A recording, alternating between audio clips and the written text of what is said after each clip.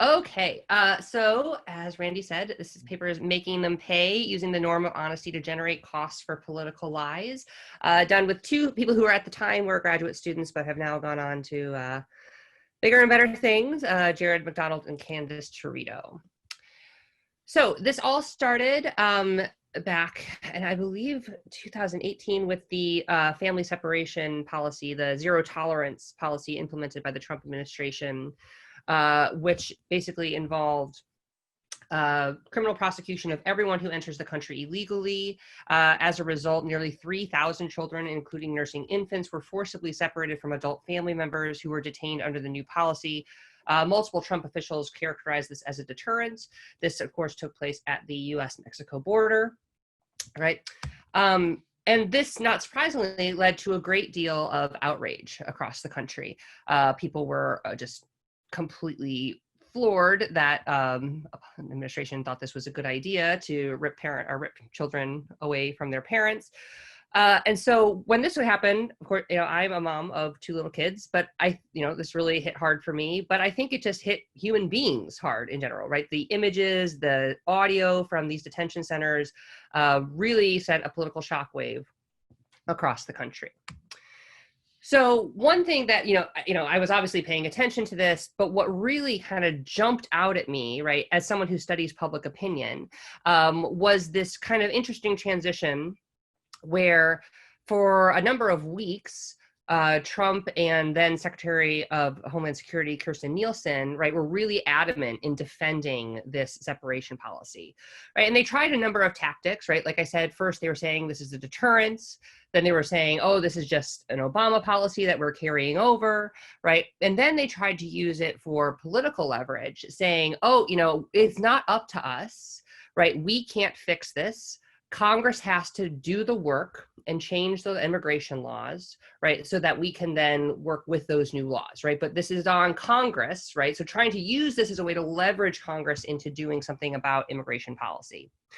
So this is the line they were able to toe for quite some time, right, in terms of political time in the Trump administration, right, a couple of weeks or so.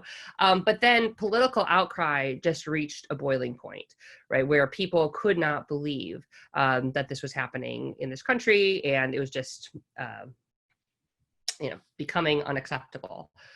So later, I think this is now in June, right, Trump suddenly reversed course, right, and signed an executive order policy which ended this separation of families. Some were still being separated, but it ended most of the separation, right? It was no longer this blanket policy that they were applying to anybody with children. Right, so this was what kind of made me jump off my couch when I saw this and immediately call Jared and be like, oh my gosh, he just flat out lied. And so Jared and I and Candace had done a lot of work on flip-flopping, generally on foreign policy issues.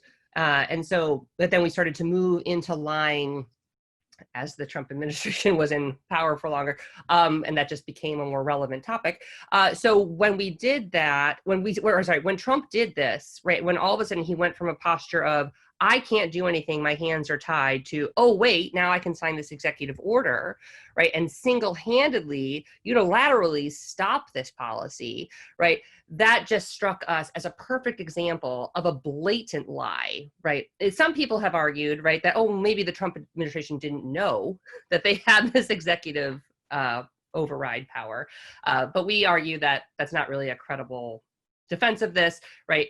No matter who you are, right, on day one in the White House, you find out what your lawyers are capable of doing unilaterally, right? So this whole idea of they couldn't do this executive order, right, is just not believable. So to us, this struck us as a very clear example of a lie carried out in public, right, that had no other kind of mitigating circumstances around this. This wasn't a leader changing a policy because something else had changed. Nothing had changed, right, except this massive public outcry, which forced the Trump administration to back down. Of course, right, one of the only stable things about these past 4 years has been the approval rating, right, of the president, right? He's kind of stuck, right, no matter what he does, right, just hold steady, right in the low 40s. And so we thought, at the time, this seemed like one of the most shocking things that his administration had done. And we're like, well, does anything matter anymore, right? Can we actually move this opinion? And at that point, we were kind of skeptical, right? Because nothing had moved it before, right? And we thought, okay, no matter what he does, right, he can't go lower, right? But he also doesn't seem to go higher. So we were just trying to think like, what we saw as a pretty big political shock, right? This massive amount of outcry, right, that had captured a lot of attention, right? Would that actually be capable of moving him? Another thing, right, that had become pretty stable, right, was this idea that Trump tells a lot of untruths or half-truths, however you want to put it, right? The Washington Post has made kind of little cottage industry around this fact checker idea, right, where they keep track of the number of false or misleading claims he makes. So to be fair, right, a lot of things that they're counting here don't necessarily qualify maybe as lies, right? Maybe it's things that are, statements like I've done more for Black people since any, apart from anyone than Abraham Lincoln, or, statements like that that are just clearly false, right? Things like that, but it also counts, like small kind of factual errors that he makes, right? So maybe we shouldn't read too much into this 20,000 number, right? But the fact of the matter is that Trump has this reputation for stretching the truth, right? And changing his position as what he can do when it suits him. Right, so we thought, okay, maybe people are just immune to this now, right? And are so used to him changing and saying things that aren't true and then changing his position, right, that this doesn't matter at all. And so, of course, this is a famous Sharpie Gate, right, where he tried to alter the path of the hurricane. And so we thought, can anything be done about this, right? Or are we now stuck in this pattern where any leader, right, so anybody who comes after Trump, right, could also engage in this, frequent falsehood policy, right, without consequence? And so this is what we thought to try to explore with some survey experiments. So the main questions are, what price, if any, do political actors pay for lying? And can we manipulate this, or can we change the salience of honesty to generate a higher cost when people are dishonest? So several contributions. We look at some different literatures, right? Kind of the takeaway, bumper sticker points here are partisanship is a hell of a drug, right? And that when people are committed to their political party, which many people are, that's a big part of their identity these days, that it's impossible to move them, right? So there's going to be nothing that we can do to move Republicans, right, and make them disapproving of Trump.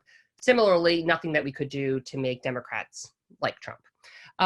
There's also kind of this truism in politics that politicians are lying liars who lie, right? That we just have accepted the idea that politicians are going to lie. This is known about them. So maybe it's harder to generate this dishonesty cost, right? Because people have already kind of baked that into their evaluation of politicians. We expect them to do this.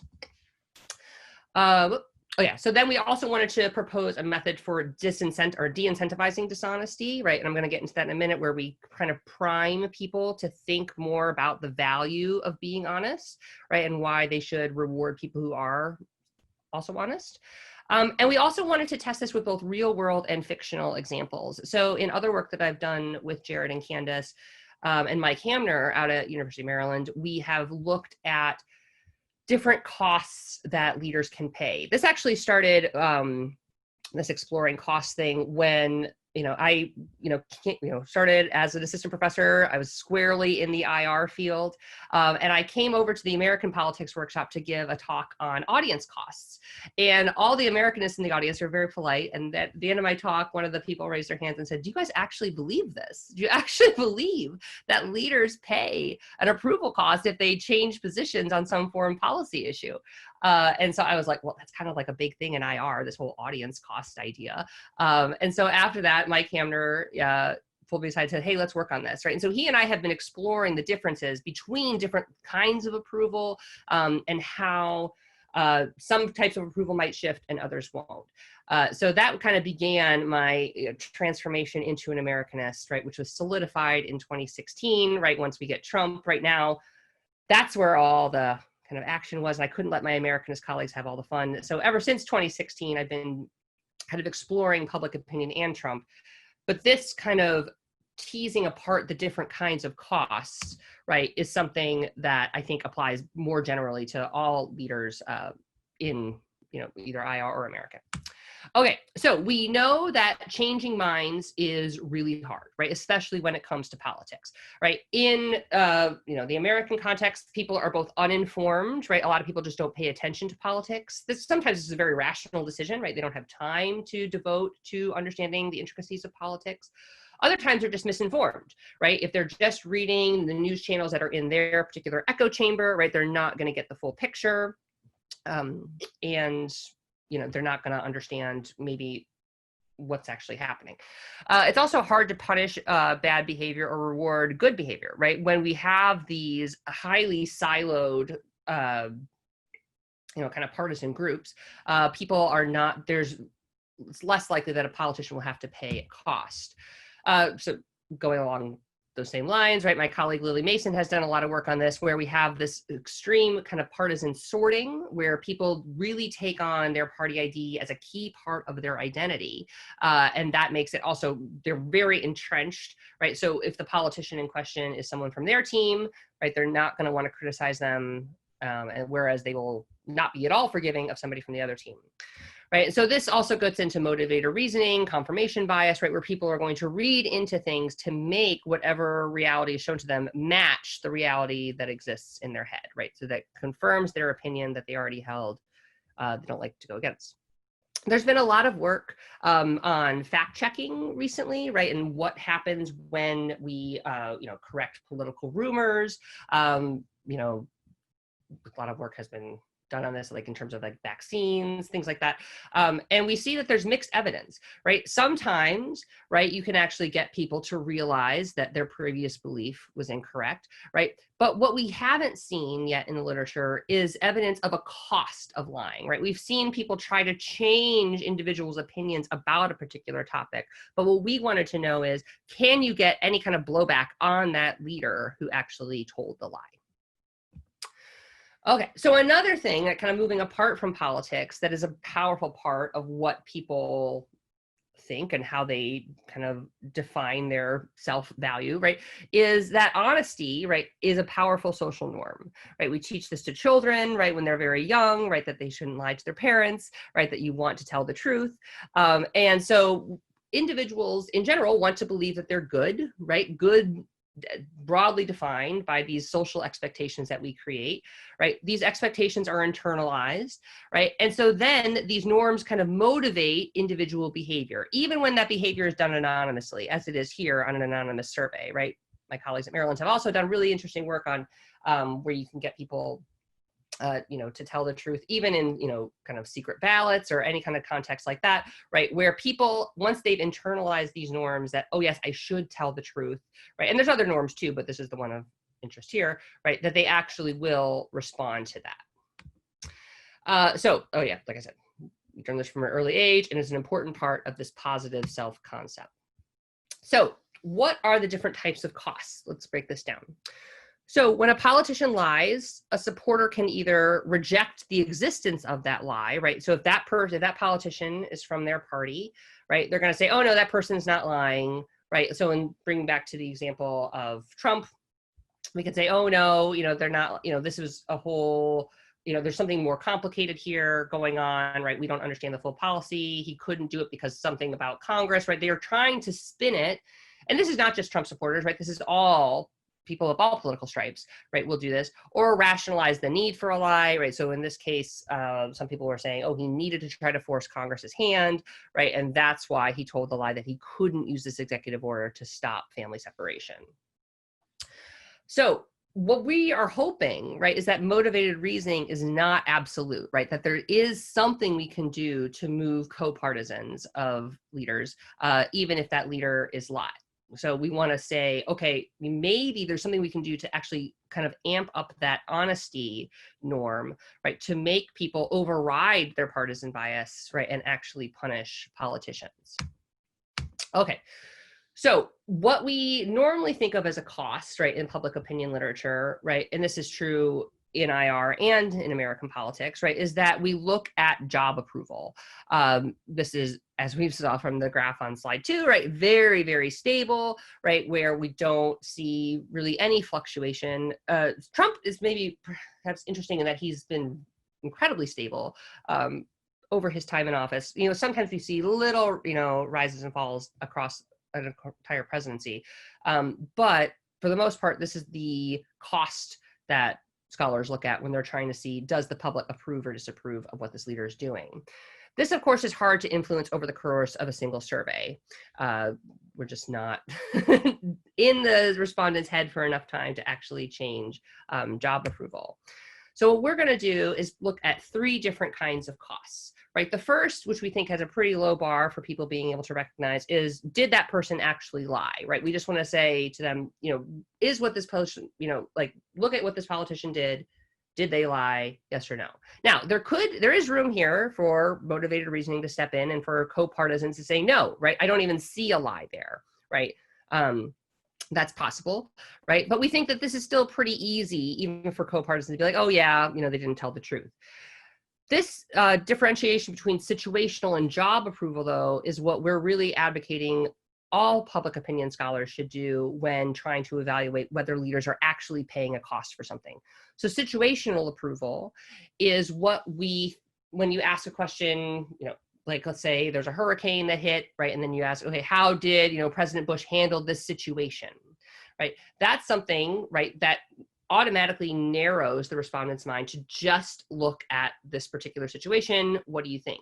That's different from job approval, right? Where you're saying, how is this person doing their job as president, right? That prompt makes the respondent think, okay, I'm going to evaluate over an entire, you know, however long that person has been in office. What do I think of that person? So what we like to do is think of, you know, job approval is this big bucket full of water, right? That the water level increases as the person is in office longer, right? Whereas situational approval are the drops that fall in, right? So sometimes you might get a lot of good positive situational approval drops, right? But every once in a while, right, that leader might screw up, have some negative situational approval. But if most of the bucket is positive, right, that job approval isn't going to move. Okay. So yeah, like I was saying, this is a low form of punishment. Some partisans may be motivated to reject the lie, though, no matter what, right? We've seen this a lot. This is also maybe not even motivated, but they just don't have the information to recognize, right? This in the real world, they wouldn't, like, if they're only watching Fox News or MSNBC, right? They're not going to know maybe that the person lied. In this case, in the survey experiment, right, we are making it very evident that the person is lying, right? They don't have any other outside information, right, just beyond what we're telling them, right? So here we think the lie is pretty clear. Job approval, though, we think is this high form of punishment, right? Like I was saying with the bucket thing, that is really, really hard to move. It requires both directional opinion, right? You have to be like either negative or positive, and you have to be really like intense about that opinion, right? So it has to be something that's really either really made you really happy or really made you mad, right, for that to affect job approval, right? And a question that we always get is, you know, how many drops in situational approval does it take to move job approval? Someone wants to give us several $1 million to do a panel survey across many years, we could maybe do that. But right now, all we can say is, yeah, more situational approval, you know, or disapproval incidents, right, will lead to a drop of job approval eventually, right? But where that line is, right, is hard to tell. Critically, what we want to make the case for is that if you have a real politician in your survey experiment, it's going to be a lot harder to move their job approval than it is to move a hypothetical. And so this is important for people who do survey experiments, because oftentimes, right, for valid reasons, people like to use hypothetical leaders. They, you know, don't want to bring in any bias that people might have about leaders who exist, so they just make up some politician, right, manipulate some things that are relevant to their experiment, and then say, hey, do you approve of this person, right? That's fine, right? But what we're arguing is that if you're looking for what makes job approval go up and down, if you're using someone who's hypothetical, that's just not an appropriate test, right? Because the only thing that the respondent will know about that hypothetical leader is what you're telling them. So of course the job approval is going to move, right? The only drop in their bucket, so to speak, is what you just told them. Okay, so our hypotheses is that if we make the norm of honesty salient, people are going to be more likely to punish those leaders, and that dishonesty costs are going to be higher on measures of situational approval. So situational approval being the how do you think this person handled this situation, not asking about their overall job approval. Sarah, just one question. When you say if we make the cost, who is we? We is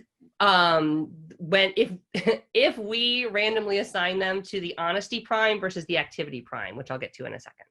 That's part of our experimental manipulation. Oh, you mean you, the analyst? Okay, I got it. Yes. So yeah, that's another question I get is what can we as a society do? And that's a much harder question. But what we as analysts did, I will be happy to explain. Okay. So yeah, with any of these costs, right, we expect them to be much more movable, right, for fictional politicians as opposed to real. Okay, so what are our different conditions?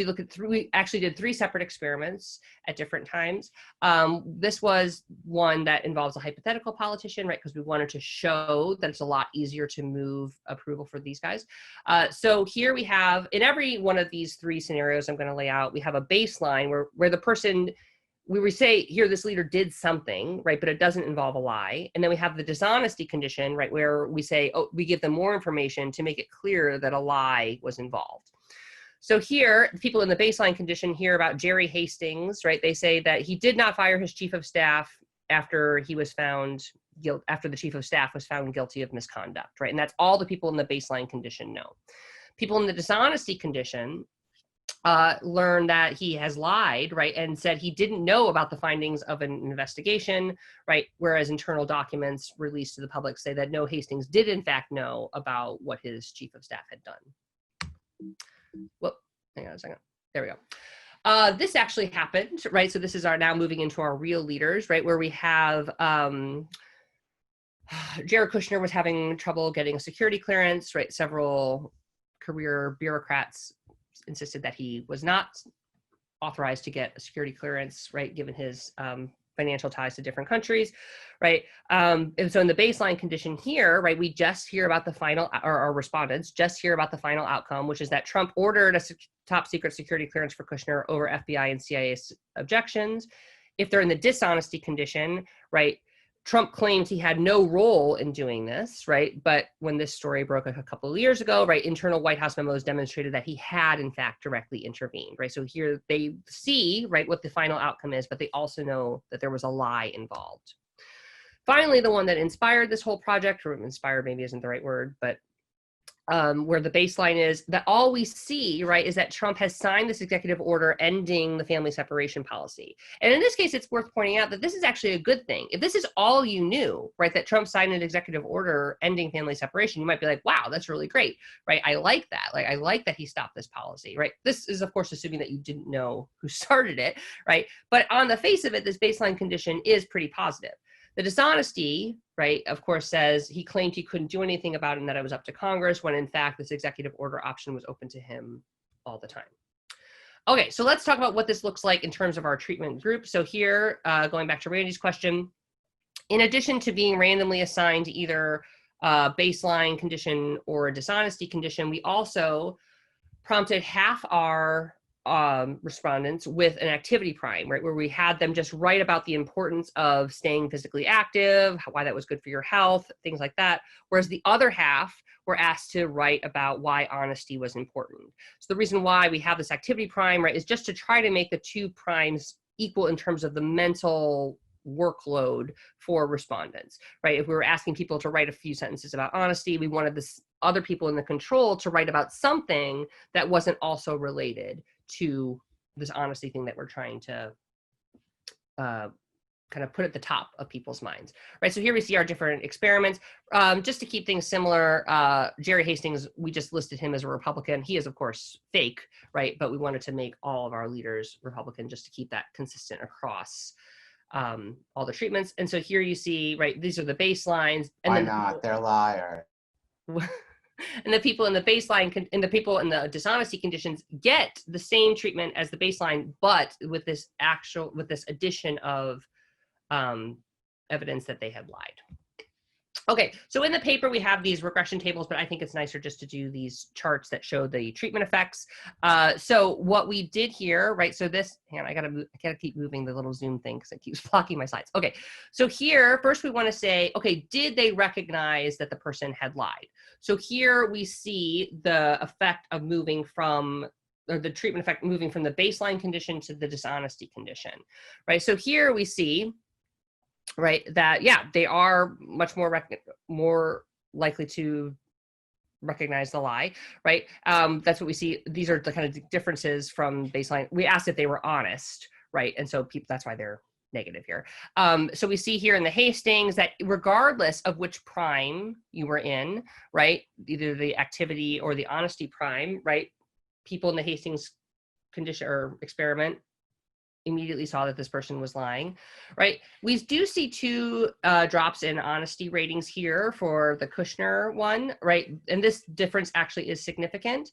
This is the only difference that's significant between the activity and honesty prime.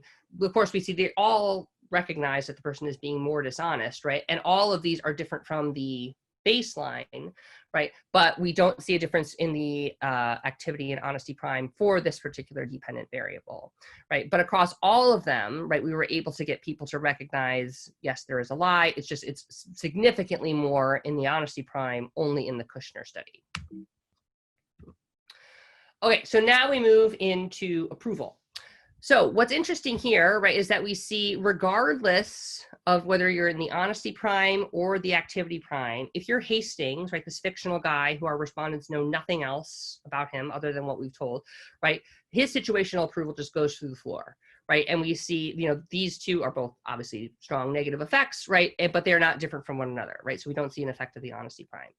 Over here, though, in the Kushner study, right, we do see a drop, right? Only though when the person is in the honesty prime, right? This looks positive, right? But it's not statistically different from baseline, right? But here we do see a significant drop in Trump's situational approval when people are primed to think about honesty, right? And this wasn't just among Democrats. This isn't being governed by Democrats, right? Republicans did this too, which was shocking to us, right? To think that we could actually move Republicans on situational approval, but in fact, we were able to. Same thing with family separation. So here, right, like that dynamic I was talking about before, where if you're starting at, or the baseline that you're comparing it to is, oh, he signed this executive order that ended it, right? Then when you compare that to the lie condition, right, where it's like, oh, he said this, you know, executive order, but it's because he was lying about the fact that he couldn't stop it before, right? So that's maybe why we see this bigger drop here, right? Which also includes Republicans changing their opinion, right? But in general, the takeaway point here is that we see this honesty prime is having no effect, right, on the hypothetical guy. But more interestingly, I guess, for American politics, right, with the fact that we were able to get Republicans to move lower on their approval of Trump, we thought was pretty cool. Now, of course, right, when we go to job approval, which is what we think politicians really care about, right? Politicians are used to seeing these fluctuations in situational approval. But the thing that really drives their ability to push things through Congress, you know, their overall political capital, is this job approval question. So the really striking finding here, right, is that over in the Hastings one, right, where this guy is totally hypothetical and we don't know anything else about him, his job approval goes through the floor, right?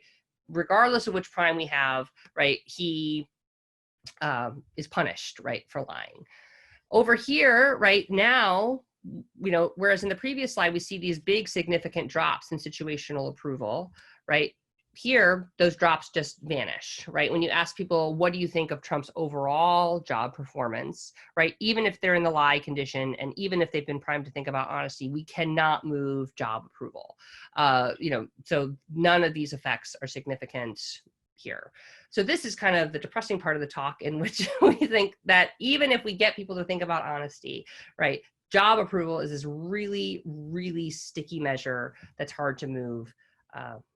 So main takeaways: lying does have cost, even among co-partisans, right? We were able to get some movement on situational approval, even among Republicans. And this did produce, the honesty prime does, for the Kushner study, make a difference, right? So priming people to think about honesty can contribute to overriding, at least in some situations, this partisan-based motivated reasoning. Job approval, however, remains very difficult to move for known politicians, right? So this is kind of, I think, the main takeaway that I'd like public opinion scholars to kind of keep in the back of their head is that if you're interested in studying job approval, right, it really matters what question you ask, right? If you're asking about situational approval, right, which is what a lot of the audience cost literature does, right? And so then it's not surprising that you can get situational approval to move, right, in these audience cost studies. That's what inspired me to start looking at these costs in the first place, right? But job approval, right, which is what actually matters to politicians, right, that is very, very difficult to get to budge. And so we need to be really careful and think about which kind of approval question is appropriate for the studies that we're interested in. So for future research, we want to try to explore more the relationship between situational and general approval, right? We know that they're very different concepts. We know that they lead to different evaluations of people's or politicians for people. Jared and Mike Hamner and I have a paper that's just now out in JOP that looks at this in more detail. We want to test practical applications of the honesty prime. This is always the first question we get is, okay, how do we actually implement this? Like, do we drop flyers all across the country, making people think that honesty is valuable? And we admit that this is a hard thing to do, right? It's hard to think of, okay, how do we actually implement this in society and get people to actually care? And then we're also interested in examining the degree to which politicians can shield themselves from blame. So this is another kind of spin-off project that was inspired, again, not inspired, but that we thought of when we saw this family separation crisis unfolding, is how it was so interesting how Trump kept putting Nielsen in front of the camera, right? And making her the one who would say these things about, oh, we can't do anything, it's Congress's job, right? Now, of course, we found out, like the New York Times has recently broken stories saying that she actually was not in favor of this, but was overruled in cabinet meetings. So we just thought it was really interesting how he tries to make, and he's not the only one who does this, of course, but several of his cabinet members have been kind of made to take the fall, right, when things like this come up. So with that, I will stop sharing my screen so I can see everybody's face, and I look forward to your comments.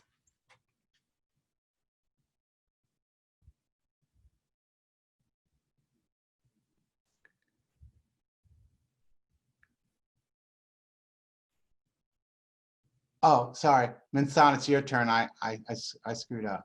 It's okay. Thanks, Randy, for inviting me to discuss Sarah's paper for the conference. And thank you, Sarah, for the great presentation. And I enjoyed reading your paper very much. It's very well written, very well organized. I was able to follow your arguments and the logic pretty easily. So I think it's a great paper. I like it. Well, firstly, I think the topic is really good. I like the research question. It's also very timely given the climate, given the political climate in America right now. So I hope you'll be able to do something, go beyond just the scope of this paper and sort of build up the whole literature on the importance of honesty, political honesty and norms. I have three broad comments / questions, and then I have one minor comment. So the first one is that when we think about Trump, so you chose him because he's such a polarizing figure, etc. Yeah, that's great. But when we think of Trump as a politician, but there's still there is a lot about Trump that's not just about him being a leader or a politician. He's basically a celebrity. He's a wealthy businessman. He's well-known worldwide, right? We see his name everywhere. So I wonder if using a real figure like Trump in a survey experiment is actually helpful in sort of trying to get at the answer that we are all looking for. And so there are two subpoints to using Trump as a politician in this paper. So number one is that I think there is a difference between looking at a president / leader versus just a member of Congress. So in other words, we have, there are hundreds of, members of Congress, right? And so punishing Jerry Hastings is not going to be very interesting, or people wouldn't really care about members of Congress versus people who definitely care about people Trump or the president or the leader of a country. And across, so this is something that I noticed in your paper, is that there seems to be a conflation between leader and politician. So when we, maybe because I'm also an IR person, when I look at the word leader, I'm like, oh, it's a state leader, right? And so I'm not sure if using Jerry Hastings, a member of Congress, useful, useful distinction, right?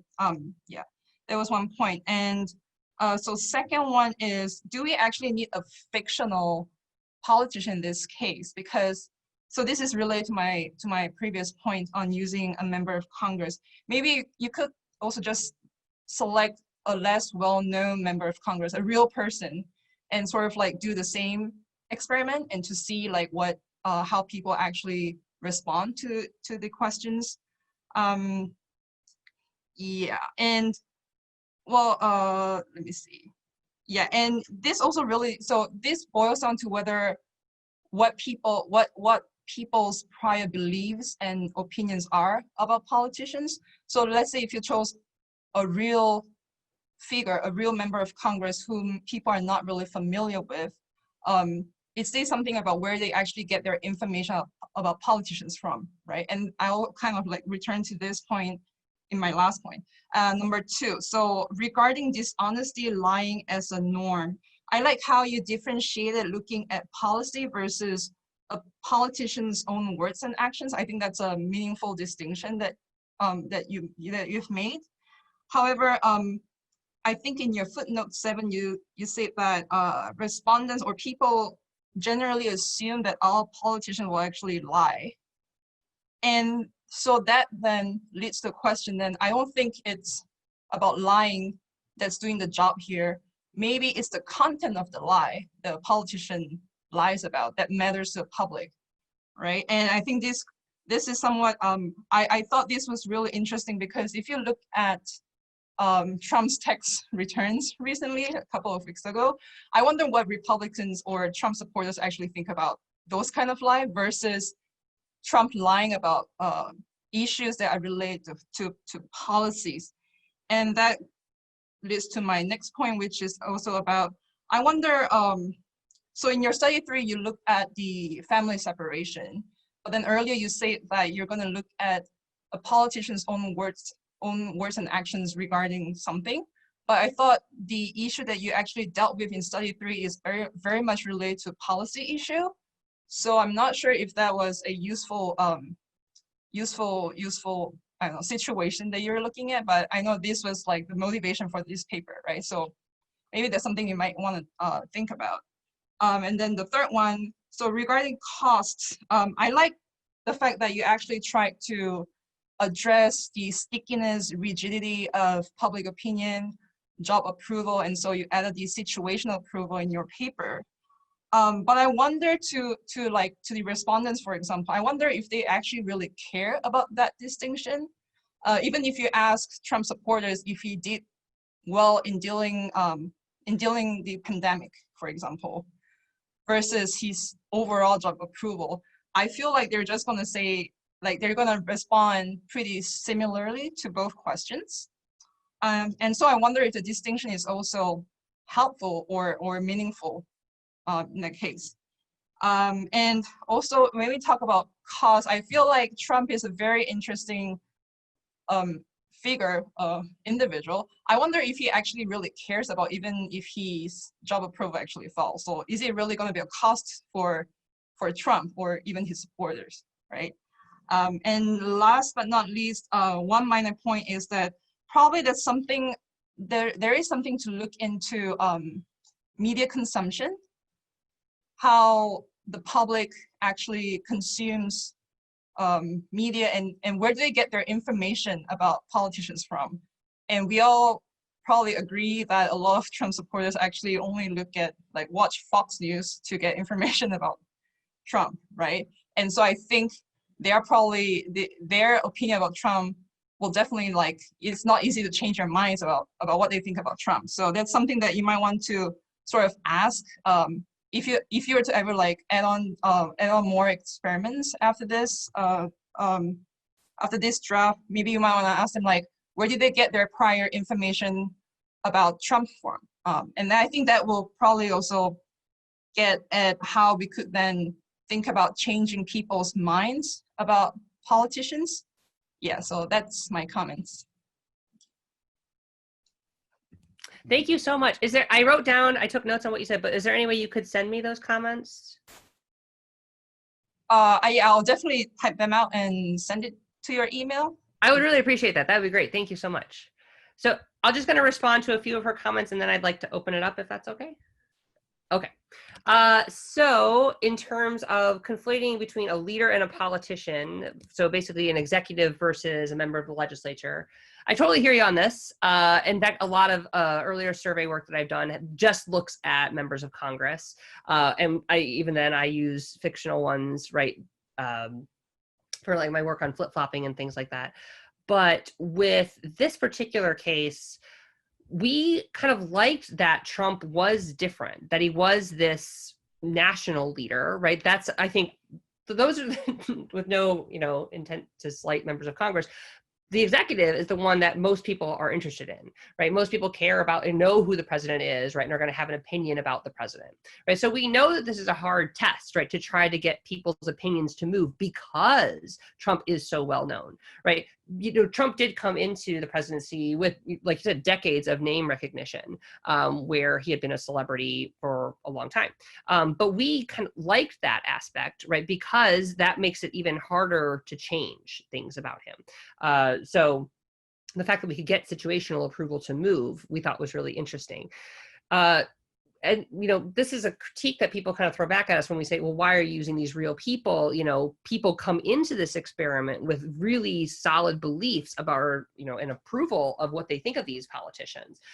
But to us, that's what that's what we want to understand. We want to understand how real people react to real politicians, right? So to us, we know that people are going to come in with pre-formed opinions about Trump, right? But the fact that we randomly assign them across different treatment groups, right? If we can still find a treatment effect, that's what the important takeaway is. So yeah, we fully admit that we're going to get some really pro-Trump people, some really anti-Trump people, right? But thanks to the kind of magic bullet of random assignment, right, we were able to still tease out these treatment effects. So we totally recognize that he is very well known, right? As would any executive, right? We would have this problem. But that's kind of what we think is worth exploring if we actually want to understand how politicians' approval, works in real life. Another thing, do we actually need a fictional politician in this case? This was a direct response to a critique that we got, right, where people are like, because we just started out with just the family separation policy. And then people are like, no, you can't do that, right? You can't make these claims that, the job approval isn't moving because he's well known. You have to have a fake one, right? So then we got some more money, and then we were able to do the Hastings study. So that's why we went kind of full extreme, like this is purely this clean, pure hypothetical thing, right? Is because we wanted that contrast.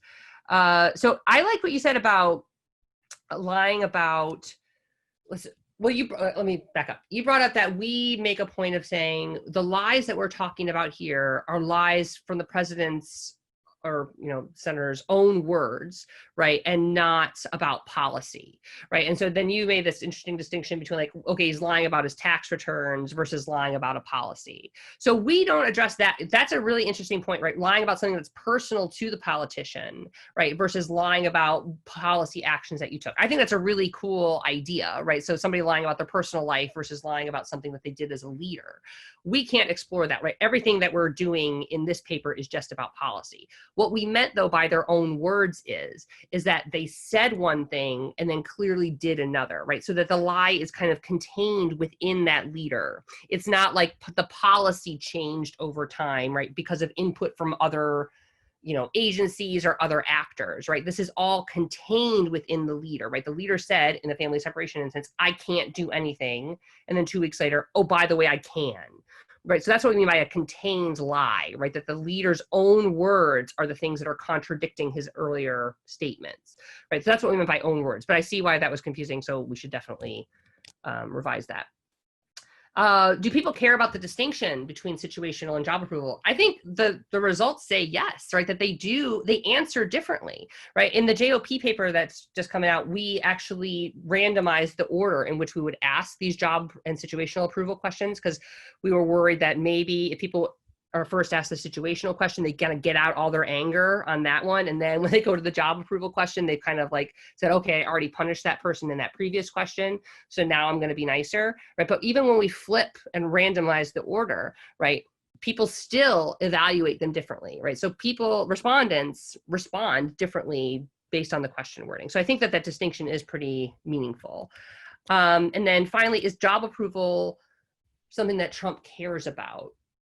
So this is one of the most interesting things about Trump, I think, is that he is pretty unique in American politics, maybe with the exception of Eisenhower, right, in coming into the presidency with no political experience before, right? And you can argue that Eisenhower had a lot of political experience being a general, but Trump had no, and I think continues not to have any loyalty, right, to the Republican Party, right? He's not a product of the Republican Party. He was an outsider, right, who ran as a Republican, and that worked well for him, right? Like, it worked. He won the presidency, but he doesn't have any incentive to kind of keep the Republican Party going, right, after he's out of office, even if that's in January or if it's 4 years from now, right? Whereas someone like, George W. Bush or Obama, right, had, kind of came up through the party ranks, right, has loyalties, right, and ties to people in Congress, right, other party elites. Trump doesn't have that, right?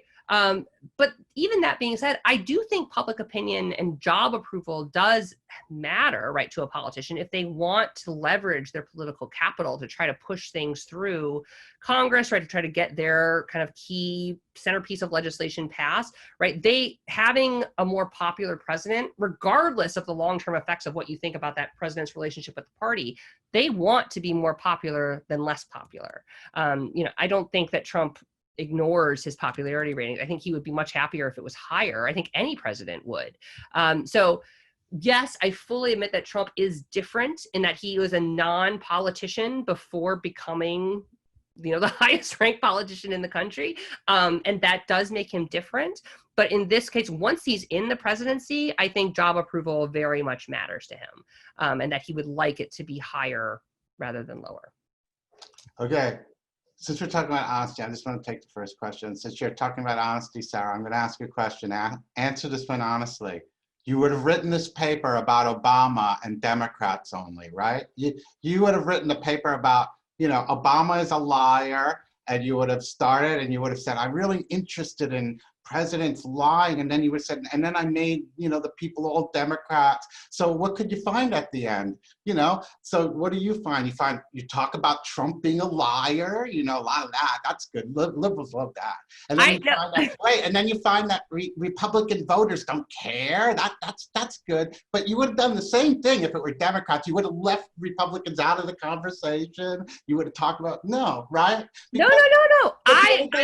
Katie says, there's a study out there that shows that Republicans really are racist. That's why they do it. So if we had think tanks that were 96% conservative Republicans, and they showed that Democrats, they do things because they're child molesters, you all say, yeah, there's a study. They did it. The study said it. It's amazing what we're supposed to believe. Republicans have to tolerate all this. Fox, the only network that's Republican. So if I watch Fox, I'm misinformed, right? But if you watch CNN, no problem at all. Or read the New York Times, no problem. Those are totally unbiased news outlets, right? I would love the opportunity to do these kind of studies on a Democratic president. So I really hope I get that opportunity in January. I would have found it much more convincing. Don't you understand? Like I have been doing these kind of things. You're coming from an institution that's 96%, 97% Democrat, liberal Democrat, hates Trump. And then, so you do studies that show how stupid Trump voters are and what a liar he is. And you want credibility. Like, you're a smart person. If you really cared about the issue, you would have phrased it with Obama. You would have done it the other way, but you don't really, because no one would publish it and they'd probably ostracize you. Why is she talking about Trump and Biden lying when we got a liar in office? Randy, do you want an answer to your question, or do you just want to fulminate?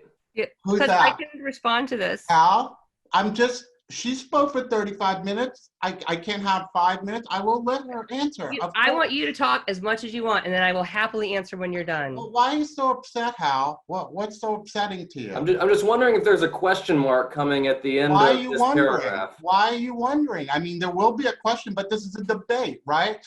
How many? Raise your hand if you're voting for Trump here.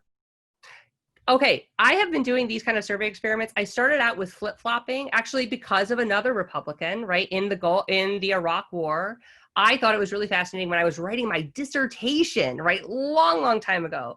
I did studies about who flip-flopped on the war in Iraq, right, who started out as a supporter and then became against the war, right? That was the first survey experiment I ever did, right? In the JOP paper that's just coming out, we look at Obama, right, flipping on different things, right, changing as like we have the whole motivation for the JOP paper was the red line in Syria, right, and how Obama kind of made that statement and then backed down, right? So I would love to have different presidents, right, to do this on, right? I've only, I did one under Bush, well, several surveys under Bush, right? Several during Obama's time, right? And now under Trump, right? I am a huge fan of survey experiments. If anyone gives me money, that's what I do, right? I've done dozens of survey experiments since 2006, right? So it's not something that I just do about Trump, right? I have evolved in terms of the dependent variables I look at, right? First, I started with flip-flopping, right? Because that was a big issue in 2004, right? That's what kind of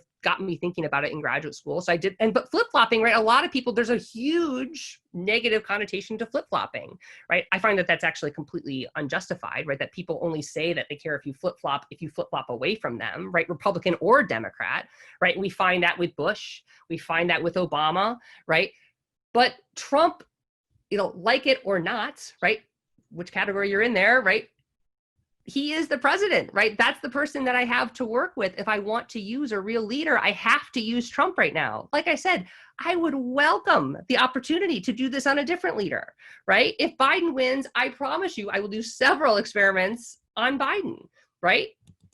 If you guys have, funding I can apply for, I would happily do this for Biden, right? I think that our overall message about looking at the different types of approval, right, and that you can move situational approval, but you can't move job approval, we find that is true with Obama. In fact, in the JOP paper, we also went back and asked about George H.W. Bush. We said that we found these newly unclassified documents that show that he flipped, right? We ask about Bill Clinton in that paper. We find the same pattern, right? That you can move situational approval, even on politicians from decades ago, right? But you can't move job approval. That's the overall takeaway point.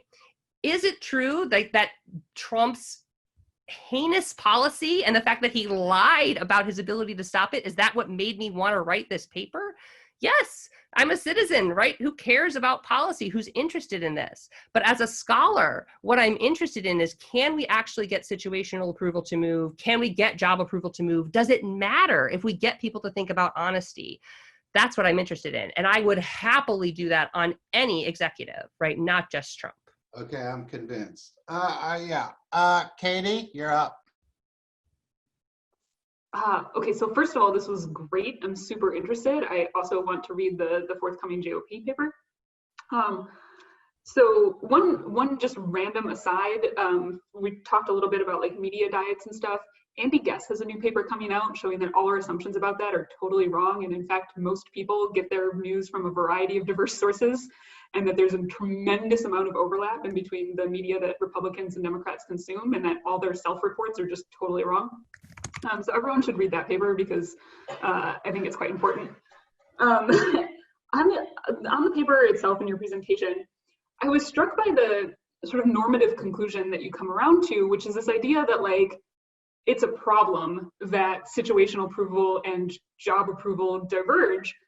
And I guess I could push back on that and say, well, shouldn't they diverge, right? Like if I'm a good Bayesian, one instance of the leader lying to me, like, yeah, maybe that sucks. And I'm really mad about the policy and I'm mad that they were dishonest. But if I like everything else that they've done, it shouldn't move my approval of their overall job. Like, so I'm just doing online processing and making these little updates. And this one little instance is not going to have that big of an effect. So I'm actually sort of, now that I've heard you present these two differences, I'm unsurprised that there's this distinction, and sort of unpersuaded that we shouldn't find that distinction. And then the other question is, I'm curious to hear you talk more about like the qualitative difference in the scenarios that you presented, and namely the differences between like the Kushner situation and the family separation situation, simply because like one of those is going to have stronger attitudes and stronger priors, and even is unpopular among people who supported the leader. And so I'm wondering if that helps explain these differences. And I think that's a little bit similar to some of what Minseon brought up as well. But thanks for the great paper. Okay, thank you. I will certainly look at that paper. Thank you for pointing that out. Is it a problem? I didn't mean to come across as trying to imply anything normative about this. I agree that they should be different, right? Like I was saying with that, like I don't even know what year it was. It must have been like 2009 or something like that when I first presented at the American Politics Workshop, when they were just aghast about how IR people study audience costs. First of all, they were like, they asked me like, do you really think Americans know there are other countries? Like this whole idea that people are like paying rapt attention to foreign policy decisions was just laughable to them. But what that made me really think about is how the questions are worded in all these audience cost experiments, right? Which I'm a huge fan of. I love, obviously, international conflict, right? And survey experiments, right? But it made me think about, okay, is when they're asking these things about situational approval, right? Which is how, from Tom's on, right? That's how all these things are worded, right? Talking with my Americanist colleagues, they're like, no, right? It's job approval that matters, right? So I agree with you that they are very, very different things, right? And that we find in all the studies that they produce different effects, right? That respondents answer them differently. I guess the normative part comes across in that there's nothing we can do that moves it, right? And maybe that's also just the fact that, like, this is one survey experiment. You wouldn't expect it to move. So I guess that's kind of where shucks, like we can't do anything. But I agree fully that it should be different, right? That we should expect different responses. The disappointment tone maybe comes through in that even if someone lies, that doesn't change your overall opinion of them, right? I guess that's where, but maybe we're emphasizing that too much. So I'll go back and see if I can tone that down, because we definitely don't want to give that impression. And then with the different scenarios, you're right. So like nobody cares about, like maybe we should care more about Kushner having a security clearance, right? But that's not going to trigger the same kind of emotional response as the family separation one. So we did the family separation one first, right? Then we did the Hastings one, and then we got more money to come do the Kushner one. So with Kushner, we were purposely looking for something that was less emotionally, salient. But this is the problem, or the kind of the downfall of using real things, right? Is that it's hard to kind of like put things on a scale and say like, okay, we want to pick one that's right in the middle, right? We were working with what we had in terms of things that were lies that, again, were contained within the leader's own words, right? So this Kushner one is kind of boring, right? Like, I think it did make the news when it happened, right? But this wasn't seen as like this huge.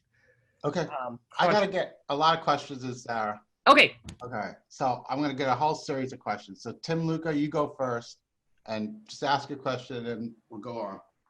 Oh, wow. I'm just opening it. Okay, I see there are a lot of questions. I'm going to get like 3 or 4 or 5 questions. Go. Okay, I'll just write them down. Okay. Yes, so I'm gonna try to keep it short. I also really like the paper. I think this whole job approval, situational approval difference is super interesting. On that point, and more talking about the policy, I think the person who really understood the difference of that best so far is Trump himself, right? So he does care about job approval, I would agree. He doesn't care about situational approval. Because people constantly ask me here in Germany, like, hey, this stuff, how the hell is he saying these things? And I'm like, well, do you remember what he said like 3 weeks ago? And people are like, no, right? He does this every week. And kind of the weird effect in terms of politics is, again, what we mentioned in our presentation. People on the left and on the right both said like, well, the New York Times helped elect him basically because he's constantly on the front page, right? Because he says some crazy thing or another and he doesn't care about situational approval. I think he's actually very smart when it comes to that, intuitively or not, right? So I think this is actually therefore also really interesting and important research to show the differences there. The other quick thing I want to say, And I'm just not understanding it maybe, but I think Randy does have a point. Like if you start with a Trump example with the family separation, that's a really powerful example and a motivating one and a legitimate one. Obviously the paper would be more powerful, I think, even if you then take an example from like the Obama administration, because then you can, you know, show that. And I'm not sure, why can't you ask people now about the case from the Obama administration, let's say? And that also ties to my last one, very quick. Colin Powell in the UN Security Council talking about nuclear weapons in Iraq. Is that ever, have you ever worked on that? That would have been an interesting case. Thank you. Thanks. Alan, go ahead. Hi, my name is Alan van Beek. I'm a fifth-year PhD candidate at OSU. Thank you for your presentation. I really enjoyed reading your paper and, generally speaking, your work on flip-flopping. So following up on the previous point, so it seems unlikely that we would be able to change job approval based on a survey experiment. But my question is a normative one. Should we? Should we, as social scientists, be able to manipulate and actually effectuate change in the job approval of real figures that are actively present in the public sphere? Thank you. Okay, sorry. Bill Woolforth. Joining everybody and thanking you for this. Am I audible? Can you hear me? Oh, good. Always worried about these things, technical things. Joining everybody and thanking you for that lively, interesting, crystal clear presentation. Just really appreciated it from beginning to end. But I'm gonna have one quick editorial comment and then pose the question. The editorial comment, just this: it's just interesting how, like the bargaining model of war itself, the audience cost argument sort of survives despite lack of empirical confirmation. I don't know how many articles have been published on these things.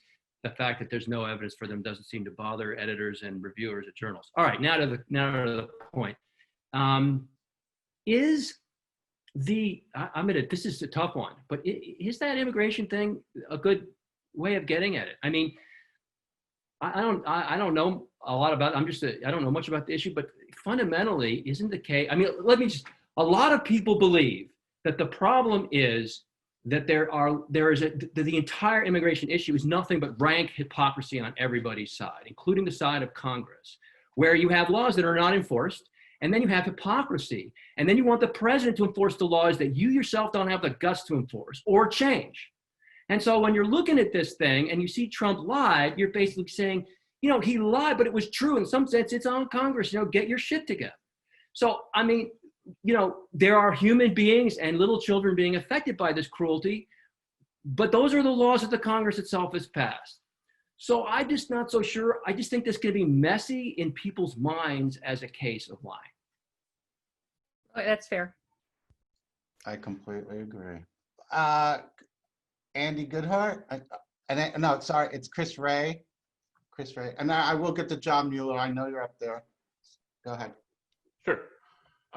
Yeah, also love the paper, really like the project.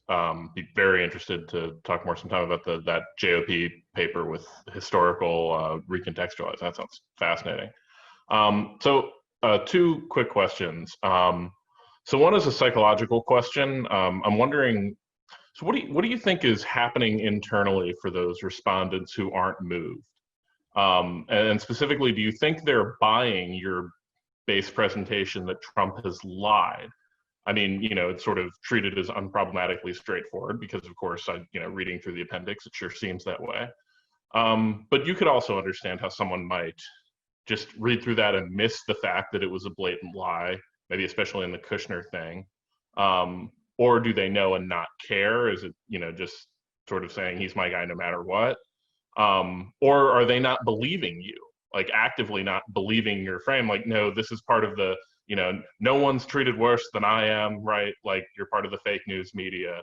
And so I'm wondering if there's a way to get at that. And then the second thing, which really echoes Katie's comments and Minseon's to an extent, with a little bit of a different frame.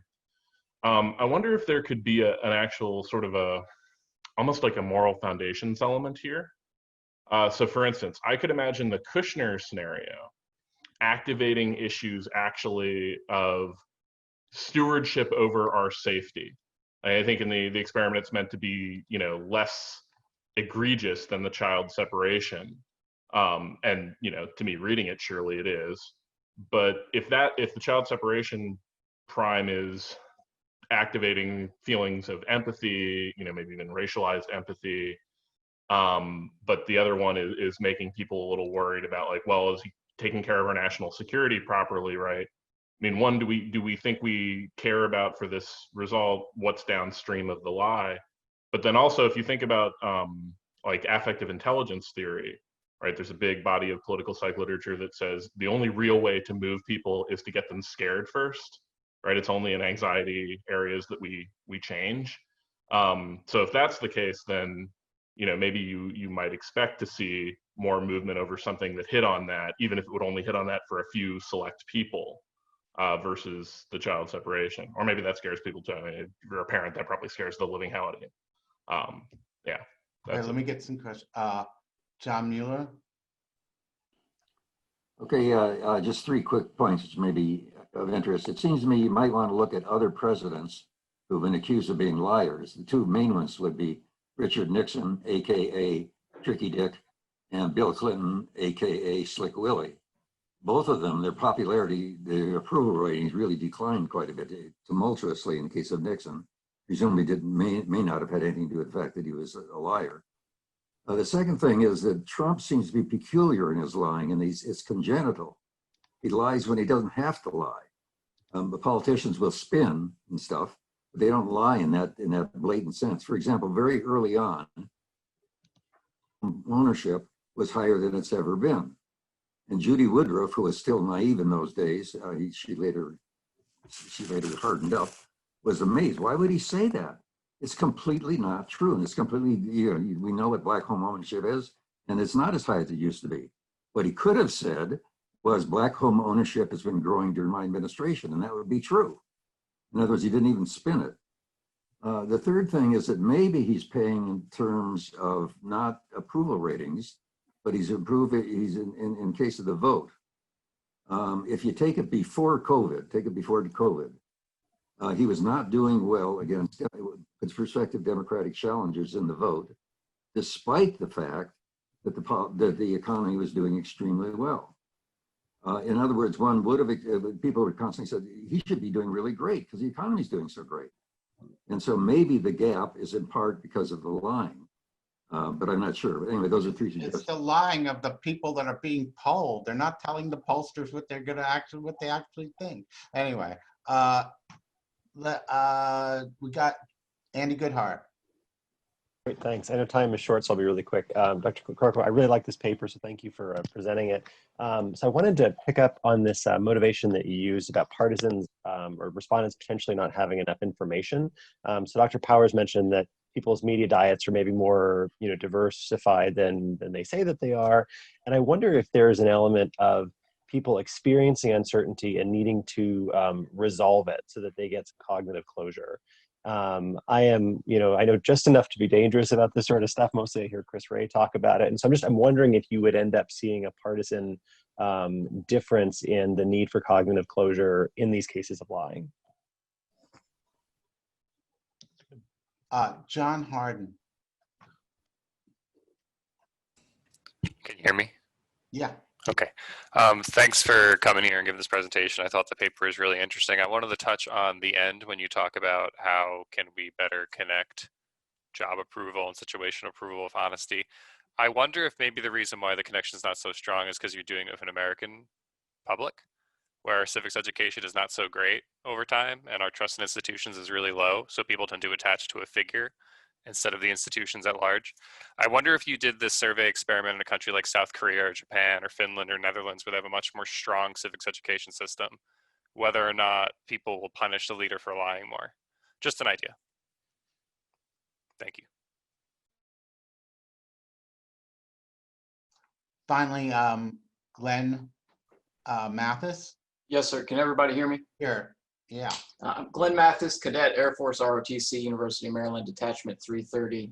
John Harden sort of touched on this or alluded to it, but You did speak about how you'd like to prime the public to value honesty more. And I realize this is probably outside the scope of your research, but have you thought about what society, what priming society would look like and what sort of tools you would use for that? And sort of second, and piggybacking on that point, and day one barely mentioned social media at all. And I just can't help but to think that, you know, especially with Russia and China being wildly successful with undermining America's interests through their bot farms and their bot accounts spreading lies through social media, if anybody has really sort of thought about a way to build a grand strategy about addressing that directly.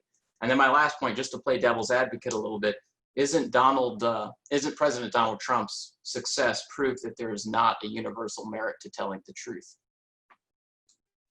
Unlike that Russian collusion. Okay. Yeah. It's all yours now, Sarah. Do I have until, I thought I just had till 10:15, or when does this end? No, go to 10:20 if you want. Okay. Okay, I'm gonna try, just see here. Okay. So what tools we could actually use? I didn't know if you were saying these as two separate points or that social media was separate. Like, could we use social media to try to like do what the Russians are doing, but try to get honesty to be more important? You're right, that is kind of outside the realm of my research, but I like that idea a lot, that if we can't, we've seen that we can try to influence mass opinion about something through social media, but maybe we could do it with honesty as well. Just kind of working up through my list so I can remember them more. I like the idea about if there's a partisan difference from the need for cognitive closure. I think it was Andy who said this. I just want to know what do you mean by cognitive closure in this particular case? Because it's kind of within this single experiment. Like what do they have to resolve? I was confused about that point. Oh, I'm sorry. No, what I was thinking was if like, let's say I'm a Trump supporter and I hear you saying that he lied, I'm probably also consuming information that's saying, oh, it's a made up claim and he didn't really lie and it's actually really Obama's fault. And like, we're almost never in a situation in which like just consuming more media clarifies like what appears to be a reality. Okay. And so then I think the person, like the burden is more about like resolving that uncertainty than, you know, figuring out if I care about lying potentially. Oh, okay. Okay. Yeah, I guess I maybe incorrectly subsume that under like motivated reasoning, like that people will work hard to get back to their kind of preconceived bias about whatever they think of somebody. But I like the idea of like the cognitive closure. I think that was cool. With Dr. Mueller, I love the idea of going back and looking at Nixon and Bill Clinton, because you're right, like built into their nicknames was the fact that they were known for lying. I think someone else mentioned like going back and looking at other presidents. I mean, we did do that in the JOP paper.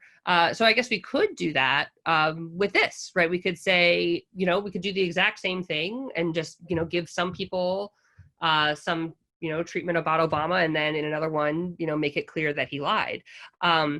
So yeah, that's certainly, we could do that, right? As is always the case with this, if someone wants to give me $15,000, right, I will happily do whatever experiment you want me to. But I think, yeah, we did that with George H.W. Bush. We could certainly go back to Obama.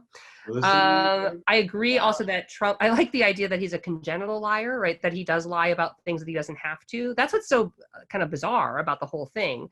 To his credit, though, this has worked, right? He became president, right? He has been lying like this, like for his whole career, right? Is built on kind of building up this idea of a showman, and he won the presidency, right? You can't fault him for doing this, right? Up until now, it has worked like a charm, right? So I don't know what started. Because Republicans love liars. You knew that, right?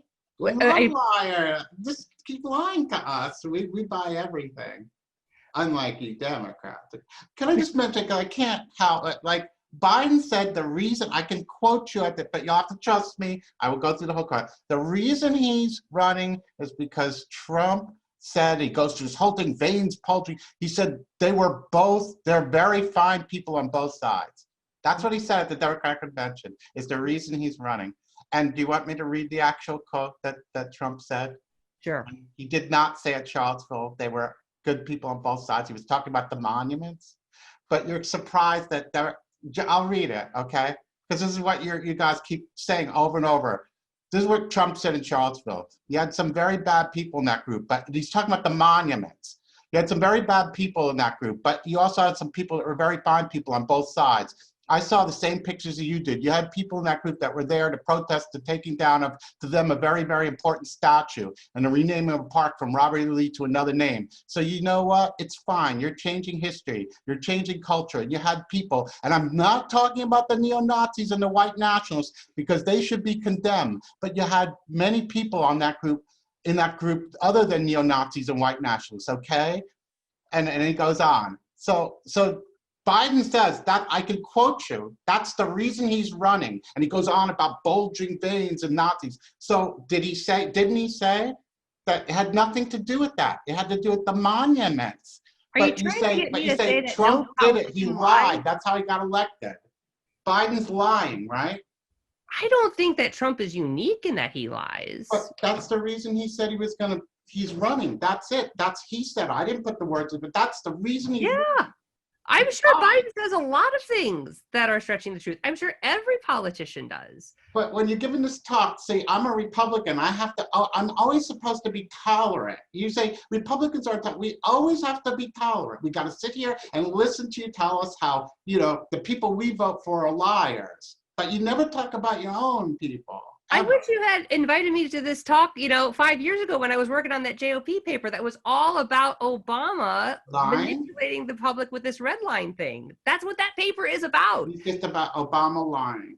It's about how he said, there's this red line that can't be crossed once they use chemical weapons. And then he totally backed down from that. And that was Obama being such a politician, right? Not wanting to go forward with action in Syria. And he blamed it on Congress. I'm just addressing, because you were just saying, it was right on point. You said, Trump lied. That's how he got elected. He lied. It works. That works. I say, yes, just like your candidate, Biden. He lies. Yeah, no, I don't. I clear and violent agreement. I think a lot of politicians lie. I think a lot of them lie. Yes, of course. Why don't you say Trump lies, just like Biden is lying right now? Then I would say, okay, all right, you can say my guy lies and your guy lies. I'm not asking you to say that your guys lie. But I'm always supposed to sit here. The fact that I start the paper with this really cruel, vicious policy that the Trump administration put out, and that sets people up to hate Trump going into it. Trump is president right now. I can't change that. That's who I did the experiment on. Now, I could, if I get more money, I will happily go back and do it a Democrat. That's fine. Okay, but so when you give this talk next time, you're going to mention when you say that Trump got elected because he lied, that Biden elected lied. You're going to do that, right? I have no problem with saying that politicians lie frequently. But you wouldn't do that because you know that your whole audience will be Democrats, and then they won't listen to you, right? Because you're offending them. I don't think it's controversial to say that politicians lie. Unlike slide 4, I said politicians are lying liars who lie. That's not Republican. We agree. All right. So on that note, I thank you very much. Thank you. It was fun. Okay. And thank you, Minseon. That was an excellent commentary.